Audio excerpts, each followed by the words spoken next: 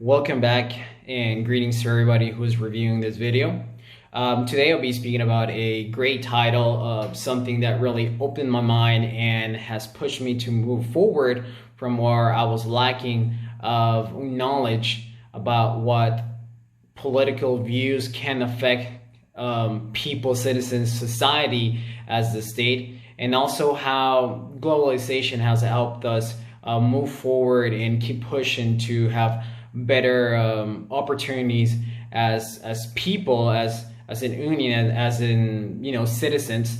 The title in which I'll be explaining and breaking down, it's called Engaging International Relations and World Politics.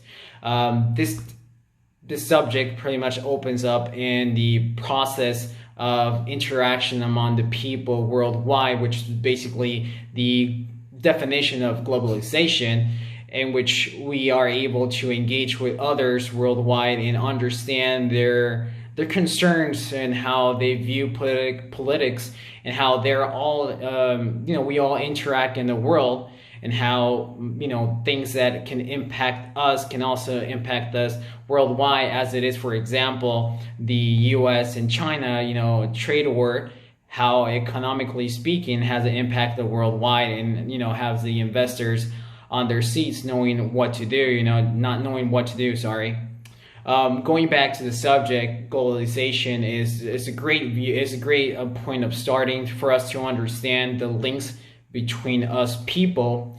The next factor comes into place. The subject starts with giving us 4 different levels or understanding of the actors inside, which affect us as a people engaging worldwide. Also, the subject as it is, I believe it really emphasizes how political views may affect us as a society. The first one just gives an explanation of what a state is. As we have it, if I wrote it down, a state takes the lead in attempting to defend the physical security of the population, ensuring the economic welfare of the citizens, providing a focus for loyalty and identity, and claims sovereignty, which means is that the leaders claim to represent and exercise authority over all persons within the state's territory and claim the right to attorney internationally. A state is basically a partial geographical position of the world that someone has taken possession, as I review it, and multiple people have agreed to follow this. Another actor that comes into play, or factor, is the international organizations. It's a composition of multiple states governed by international laws that will take place when all states combine and start making a way to view how things will work, such as the United Nations, European Union. As we know, European is combined of 27 countries, all being rich under one law.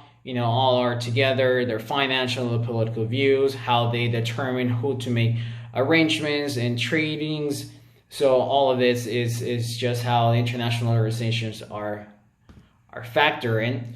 Non-governmental organizations, the word itself sort of is self-explanatory, because it tells us it's non-governmental organization, although they may be receiving government fundings. For an example, I was reading too is Osama bin Laden.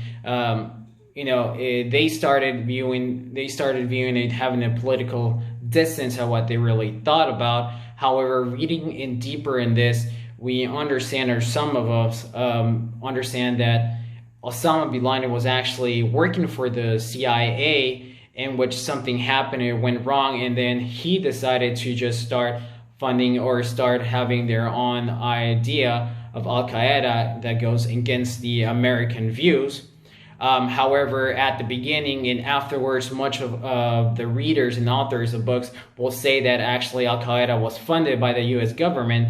This is just for a way to get inside of the village and have to explore a new territory. Individuals, we wish to emphasize, however, that while states and international organizations view key actors in world politics. The individuals is just us, the people who interact. We're all being humans, and at the end, it comes down to each of one of us to understand what we want as a global location for all of us. Next, we are speaking about security, economy, and identity. Security was a good subject to speak, since it's very hard as a state to understand or undermine what the definition of security is when we are going through such an area where globalization and people can understand or know what's going on the other side of the world just by going inside the internet. But some countries, as we know, do not have this this political view and don't like the citizens to understand what is really going on. They just want to have the people continue to be where they're at without knowing and understanding that they can move forward from this. We have to understand, we have to be thankful that our continent, America, we have a lot of rights and a lot of freedom to understand and just go online and be able to view things in another way as other countries, as China, as North Korea, that they have limited resources for their citizens to understand what's really going on outside. However, security also must underline the welfare of the people. However, sometimes the governments do, spy on things that we are doing as people to try to protect us, as they say. However, we have to understand that security it's a very complicated word to define as it is, because it really comes down onto the perspective, a view of which person is trying to give this definition. Economy is basically, we know that is the growth of the increase of products and consumption and goods and services.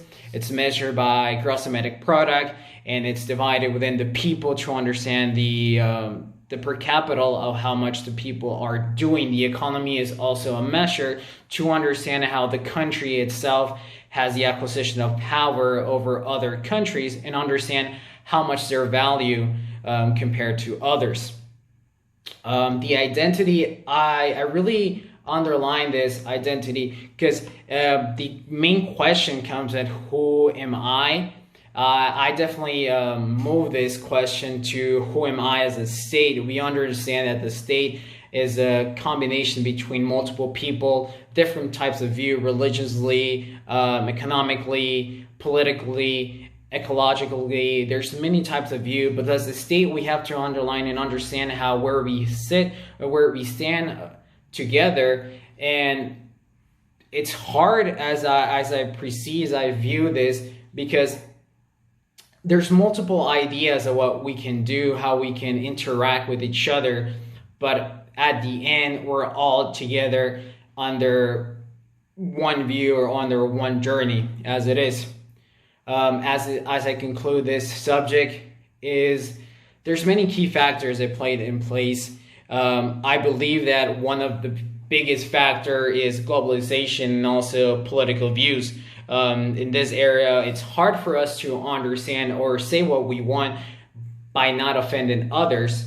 However, we have to understand that we have to move aside all those ideas that we cannot say things that we want just because we can hurt others and their perspective. But we must also understand that we are the people, we are the ones that will help move and push together and pass those boundaries and just keep pushing forward. Pretty much I'm just reading here what I have. We just need to move forward and understand the elements of which we can proceed and be more helpful. Thank you to everybody.